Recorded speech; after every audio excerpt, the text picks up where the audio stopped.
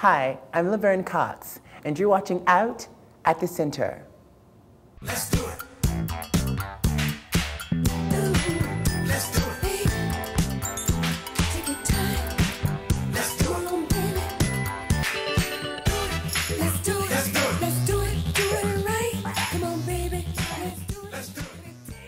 New York City Comptroller William C. Thompson Jr. gave a press conference at the center announcing that New York City pension funds would call on 24 of America's largest companies to bar discrimination based on sexual orientation and gender identity. We're delighted that Comptroller Thompson and Public Advocate Gottbaum have chosen our community's home to lay out this important agenda, which is actually having a tremendous impact on the lives of tens of thousands of LGBT people around America. Today, I'm pleased to announce that we filed resolutions with 24 companies to prohibit discrimination based on sexual orientation and gender identity. These are among the largest companies in the United States. Most are in the Fortune 500, and all are within the Fortune 1000. They're leaders in financial services, energy, and communications. But to date, they have not been leaders in protecting lesbian, gay, bisexual, and transgender workers. Today's historic effort is the latest step in our long-standing commitment to ensuring that corporations live up to the fundamental ideals of equality, fairness, and opportunity. Establishing equal rights in the workplace is a critical component of the overall campaign for full recognition and equal rights for all people, regardless of their sexual orientation or gender identity and expression. The large companies in this country should set a standard. They must set a standard because we are supposed to be a democratic country, right? We hope that our action of pressuring them and pushing them will make them see the folly of what they're doing. Last year, in 2007, our friends in Congress decided that workplace protection for transgender people was too dangerous to bring to the people of America. We turned to Bill Thompson to show them what courage and leadership can do. I will personally always be indebted to him for this. He knows what I know, is that LGBT discrimination is bad for business.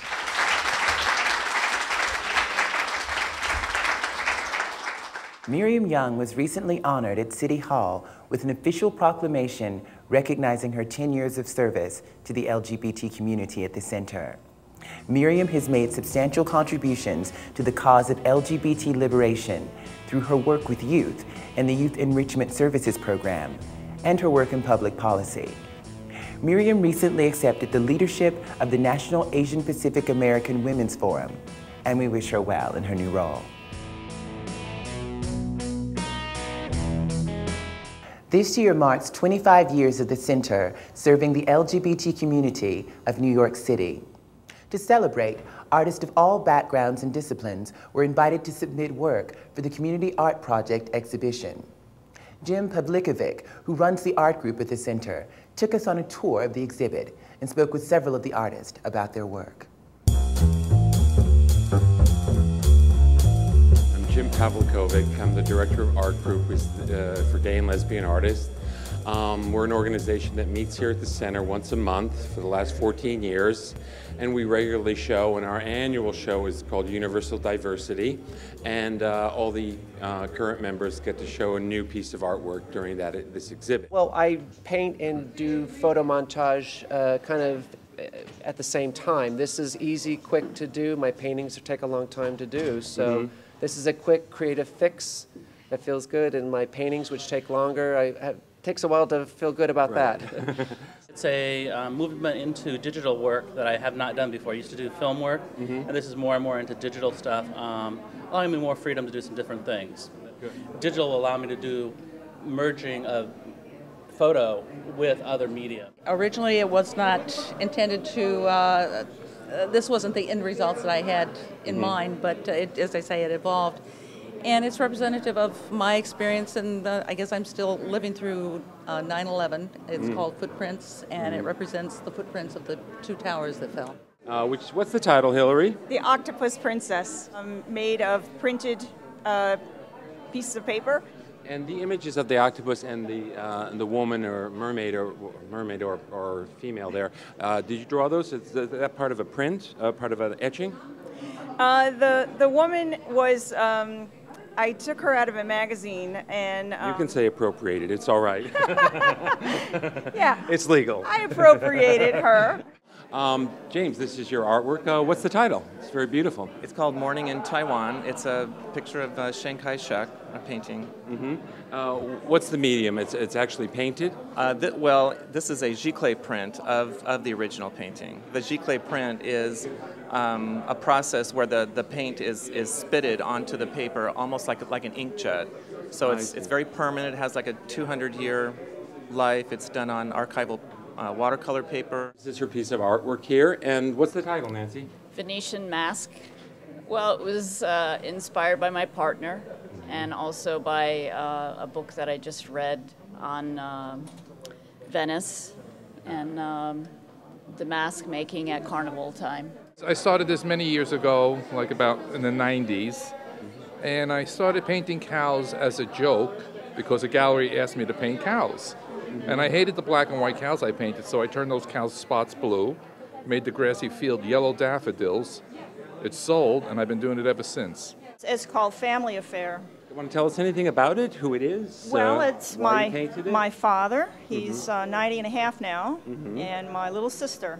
It was an inspiration. I guess I can say that as my father gets older and older, I'm very grateful that he's here. People a lot of times have very mixed feelings about being the subjects of portraits. I don't know if it's because when they look at themselves in a mirror, they see the image backwards from the way you see it, and when they see it in a photograph, I think it's easier for them to accept it. You know, a lot of people think that dervishes, they just kind of like start whirling and lose themselves, but what they are actually doing is rotating around their axis, which is their heart, and they're turning away from themselves, trying to destroy their ego and to become connected with the divine and with each other, and remember that everyone is connected. And, well, Sufism is basically based in love. Are you a Sufi? No, I'm not. Ken just came back from England and had a show at what museum, Ken?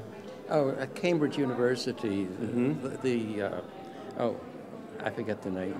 The Ruskin Gallery. My work is basically about energy and trying to throw something very alive on the wall. There's an emotional reaction because the work has its inherent life. Right. This is my piece. It's called NASA Apollo 12 Lecture, and it actually is a self-portrait. And it's part of a series I'm working on, lecture series and seminars where I actually I make these room situations with no one else but myself in them and photograph them. I've been in the group forever. It's actually started by a couple of people, and it's just been going regularly. Have a nice little group meetings every month during from September to June. And it's basic, as I said, it's a sharing of ideas and information among the art community and the LGBT art community especially. The center hosted a panel sponsored by Citi with senior-level out women in corporate America. Jennifer Brown moderated the discussion at the event that drew an overflow crowd. The goal of this panel was to find out senior executive level women who would be willing to be on a panel, i.e. be really out, and talk about their experience as leaders. You are out very publicly, but you weren't always. So I'd love to hear from you that do or die moment when you took the leap of faith and you said, I'm going to do this. First of all, this is kind of it tonight.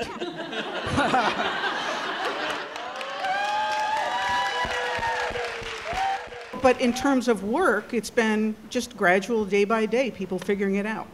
And I would say anyone that knows me at work for more than a day knows I'm gay. So. Cool. Well, I went to Verizon right out of college. I was there for about 15 years and was in the closet for every day of my time there until the very last day. But there was a moment about 2 years before I left that really sort of changed everything for me. The CEO of our company insisted that all the senior management go through diversity training. And The facilitator, to sort of warm us all up, had easels all around the room. And at the top of each easel, it said, blacks are, women are, Jews are, Latinas are, Asians are, gays are. And we were supposed to go around the room in all of our candor and honesty and write the very first thing that came to mind. And what I read were things like, gay people are pathetic, gay people are sick, gay people spread disease. These things all written by the people that I worked with for over 15 years. But I promised myself that day, and I knew in that moment that I could not stay there very much longer, and knew that when I left, I would never, ever be in the closet again.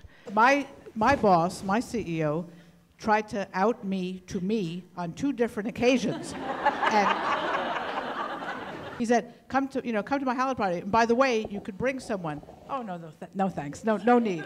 No, really, you could bring someone. No, I really have no one to bring. Really, Gwen, you can bring someone. P.S., I didn't bring someone. So fast forward to my diversity training, also the early 90s. And at that point, he sat me down, and he says, we're about to embark on a big diversity initiative, but I need my senior management team behind me. And I need you to be honest, and I need you to be proud. And I'm still like, well, where is this going? And basically, he said to me in not so polite language, it's time to defecate or get off the pot. At which time I said, okay, you got me. I'm there for you. It totally freed me up to concentrate on my job and not obsess and not expend needlessly such ridiculous psychic energy, again, trying to hide something that people apparently knew at Showtime before I got there. First of all, MTV Networks is the gayest company in America. Truly. And there are people who I have come across who are still not comfortable being out. I think it's a very personal process, and I think people have to come to it when they are ready and in their time and how they choose to do it. So I have no judgments about that. We're there to be bankers. It's not a social cause at the bank. We're there to be bankers. We're there to be good for our clients.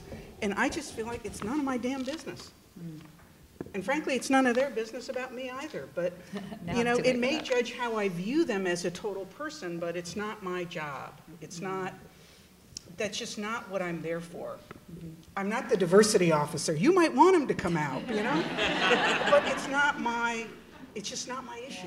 I don't think in a corporate setting you come out first. I think you absolutely make yourself indispensable first so that, the company and so your boss can't imagine what it's like without you. Right. And then, of course, matter-of-factly, you say who you are. I actually think my biggest mistake, as I've reflected upon it, was staying in the closet too long. That I've done my best work, I've been happiest, I've been more passionate, and more myself, and therefore more successful since I stepped out. The things I regret are that I didn't take Chaucer instead of economics, when I was a sophomore in college. And there are things like that, that I visited 25 countries in the last 24 months, and I got on the plane right when the business meeting was over and came back, and I didn't spend the extra day. I will just say that when I moved to Washington, D.C. in 1983 and I wanted to meet lesbians, I joined a softball team. I had never played softball in my life. And I met lots of lesbians, many of whom are still my good friends today, so that's my advice. Thank you for your questions. We've got to get together like this more often. Ladies and audience. Marcus Mabry came to the center to talk about his book, Twice as Good, giving us his take on Secretary of State Condoleeza Rice. I wanted to have a book that would actually endure the test of time and still be relevant 10 years from now. Whatever the long-term historical judgment was of Rice, I wanted it to be fair, I wanted it to be objective, and I wanted it to be honest, and as truthful as it could be, getting as close as it could to who this woman is. This title, Twice as Good, goes to that point I was just making, which is, I think, it has a lot to do with who Condoleezza Rice is today. Twice as good is a phrase that many African Americans have heard growing up. She was told that, as a black person, and as a female too, you have to be twice as good as a white person. for them to see you as equal. Condoleeza Rice, and we'll talk about this, believes in order. She grew up in Birmingham during segregation. This is a picture of her in front of the White House as 8 or 9 year old. And 8 or 9 from the White House already. Again, this little girl who at the time lived in Birmingham where she could not eat downtown at a hamburger at a lunch counter because it was the most segregated city in America. Martin Luther King said. At the time, Rice was there. One of the keys to understanding Condoleezza Rice is to understand where that need for order and discipline comes from. So she got up at 4:30 to ice skate, which was her great love, in addition to piano. She got up at 4:30 to ice skate. After ice skating, she would then go to do her morning classes for senior year. At 14, she was a senior. She'd go at high school. She'd spend the morning in her senior year in high school. She'd spend the afternoon in her freshman year at college. She'd do her college classes in the afternoon. So she's already going to DU as a student, as a freshman at that point. And then she'd come home and do the piano all night until the wee hours, practicing her piano. And this was you know, I mean, most people with a 14-year-old know that, you know, you can't get a 14-year-old out of bed to go to school at, 8 o'clock. And she's up there at 4:30 working deep into the night. This is the discipline that characterized her life. This was what she was bred to do and to be. George W. Bush, again, party animal until he's 40 years old. Today he's President of the United States and he has a family. Today she's Secretary of State and doesn't have a family. Female and black, male and white. If there's any evidence you have to be twice as good, that may be the best evidence there is. Her very best friend, it's interesting, talk about this here at the center, and as a gay man myself, her very best friend is a professor at Stanford by the name of Chip Blacker.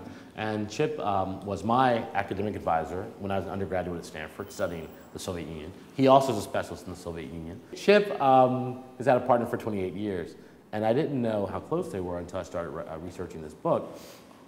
But Rice and Blacker are kind of like, they're kind of like the Will and Grace of Soviet studies. I mean, they're that close. And there are lots of people at Stanford who told me, because they didn't know anything about her public life, they said, oh, well, she and Blacker were dating for a long time. And I was like, I don't think that's true. I constantly encountered, in 2.5 years of researching this book, from coast to coast, from academics to politics, not in Birmingham, but everywhere else, rumors that she was gay. People would actually say to me, well, she's gay. I was like, no, I don't know, but I'd like to, so who's going to tell me that? And I would follow down all the rumors and all the leads, and they would lead nowhere. And so I don't think she is. I talk in the book about lots of her relationships. I detail them in great detail. I don't think she's gay. Doesn't mean she's not. Doesn't mean she hasn't had relationships. But that rumor, those rumors, and again, every source I checked out, it didn't lead to anything. There's a final lecture given by 2 or 3 or 4 professors that the graduating class they vote. They want to hear one last lecture from. Well, Rice has been that professor, one of those professors, 5 or 6 times. And in this class day speech, she was talking to the whole class, and this is Stanford, so it's mostly white, upper class kids, largely. In the middle of the speech, after the go forth into the world, blah, blah, blah, Rice stops and says, now I'm going to speak to those of you in the audience who, because of some reason, often find yourselves in the minority when it comes to power. Because of your race, or your color, or your ethnicity, or your sexual orientation, or your physical ability or disability, usually find yourself on the outskirts. She said, I know we've taught you at Stanford how to deal with institutional racism and call it on its face. But have we taught you at Stanford how to deal with discrimination in your personal life? Have we made you understand that the greatest weapon you have in fighting discrimination is your refusal to be denied? We don't often hear her talk about that stuff. That's how she feels about it. That's how she feels about race. That's how she feels about black culture. She feels like we can be anything we want to be. And I think to some extent she feels like because we're black people, we have to be. There's an imperative to be twice as good. Director Casper Andreas' film, A Four-Letter Word, comes to theaters in Manhattan this March. He stopped by the center to talk about making the movie and gave us some of the stories behind the scenes of this sexy romantic comedy. Credit or debit? Okay. Go ahead and swipe your card, press your PIN. Date is a 4-letter word for interview. And if I wanted one of those, I'd look for a real job. It's a comedy. I like to think it's a romantic comedy, though it's also has a lot of, it's a sexy romantic comedy, I guess. It follows different characters in New York, mostly gay guys, who's dealing with relationship issues and dating and falling in love with the wrong people. And you co-wrote this script. Was it difficult to co-write? It was difficult to co-write. It's actually the first time I did that. It was hard to go back and forth and decide what's going to be in the film. Jess and I had very different takes on it at first. You know, sometimes he sent me stuff and I just like, no, I deleted stuff, no, I don't want that. And I was rewriting it and sent it back to him, and then he deleted stuff I wrote and he sent it back to me. Maybe this would be a good time to go over some rules. What kind of rules? Well, I would just hate for us to fight about the small stuff, you know? I mean, in the end, I kind of had the last word, since I was going to direct it, and I was also producing it. As far as the title, four-letter word, coming out of it, and the play on the four-letter words, and is that something that the title was at the beginning, or did it come out of the writing? We didn't know what to call it at first, and we had a lot of different ideas for it. But Jesse came up with the title, A Four-Letter Word. So he wrote a couple of scenes where the character Luke uses that. Look, now we're gonna get your cab and we'll get you home, okay? Home? Who's going home? Home is the four-letter word for no other option. I am not going home. It is a sexy, fun film, but I kind of felt if we only focus on Luke and he's this slutty character who then kind of falls in love and deals with if he's going to continue to be a slut or if he's going to actually, change his ways around. But if you only deal with, his one-liners and stuff, it kind of gets too much. So we tried to find a balance to that. I mean, the way we worked it out was that his co-worker in the sex store, who is this very sarcastic, dry character who is very serious about a lot of issues. And we managed to get, I think, a really good balance between those two characters, that we can see how they're always bitching at each other, but at the same time, we can see how they do like each other. Who said you're grown up? God knows you're no spring chicken, but as far as fitting in the sociological framework of an adult, I suppose you learned all of this sociology mumbo-jumbo at the new school before they kicked you out? They didn't kick me out, I left. Well, I didn't have to waste time at college to learn about sociology. Did you know some study on the correlation between penis size and various things found that there's no connection whatsoever with the size of the feet? And you bring this up because? The study did claim, however, there is a connection between penis size and height. But I often find glaring exceptions to that rule. Well, maybe their sampling wasn't as big as yours. True. It was kind of fun to, find these different characters to interact with each other, but being in a very different place in their lives. When I saw it the first time, it's like almost a home movie for a New York gay man, to see all the spaces, the locations. We shot at Vlada and Boys Room, Excess, and the Star Bar, which is no longer with us. And we shot, of course, here at the Gay Center. Marilyn goes to these AA meetings, so we shot all that here. We also shot the Luke character at one point goes to a sexual compulsive addicts meeting. Hi, I'm Luke, and I love sex. Hi, Luke. We do have a couple of sex scenes when they're, look like they're totally naked, but Charlie David, who is also starring in the film from Dante's Cove, said that, well, we need, to have modesty socks. So my wardrobe girl, she was like looking up online what that was.